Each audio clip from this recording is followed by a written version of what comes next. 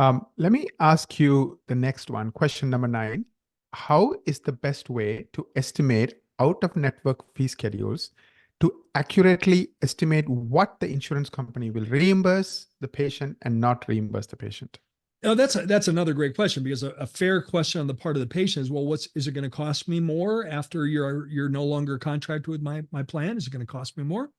Right. In the very beginning, the only honest answer to that is we don't know. The insurance company won't tell us. However, most insurance plans, with the exception of Delta, will allow you to accept assignment of benefits.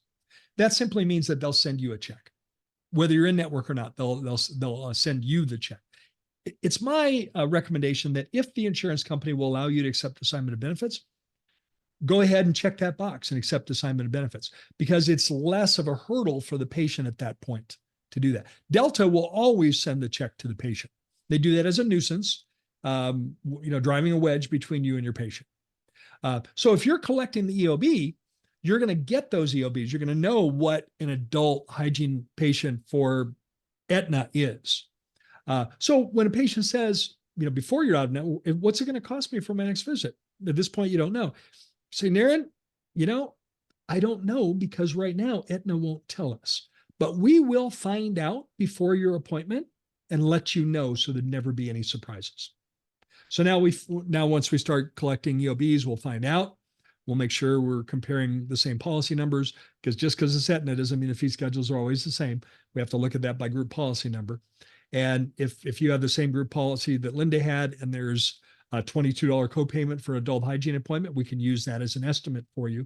And we can reach out and let that patient know that. And in many cases, at least with hygiene, there sometimes isn't any additional payment when it comes to hygiene. But oftentimes there can be differences when it comes to the more restorative side. So just tell the patient, we'll find out, and we'll let you know beforehand, so there'll never be any surprises. Now, for Delta, because you're not going to get the EOB, you want to start strategically collecting EOBs from your patients that are Delta, so that you can give them the same information that you're doing for the other insurance plans. And recently, I had my first success with an office manager that was able to get the out-of-network fee schedule from her state Delta. For the most part, they've held that close to the vest and not shared it, but she was able to get it, and they were able to use that as estimates moving forward. So great question. And now you know multiple different ways to get that answer. Thank you, Gary. Let me ask you the last question, question number 10. If I want to start replacing the patients I will lose when I drop PPO plans, where do I start? Well, I would start by replacing the marketing.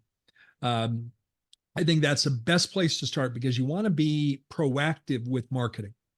I told the story of the dentist who sent the letter out and lost too many patients.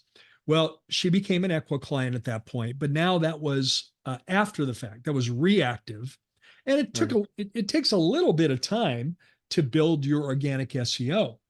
I'd rather have done that offensively and started the marketing ahead of time, so that we are already prepared. By the time we drop our first plan, we've already replaced them with another source of marketing, a much better source, by the way, of Google, instead of Aetna. And you want to start that. You want to get that started. So that's what I would do. And really, if I back up, what's the first step to do that? Schedule a marketing strategy meeting.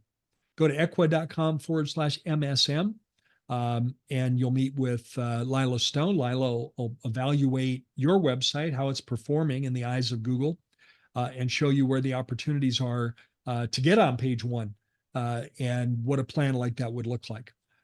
Strongly recommend you start there. That makes the most sense, because now when you've replaced any patients you're going to lose ahead of time, you're operating from a position of strength, because you can afford to lose that. I don't mean that impersonally. I don't want to lose any, but you are going to lose some, and you're going to lose the ones that don't really value you.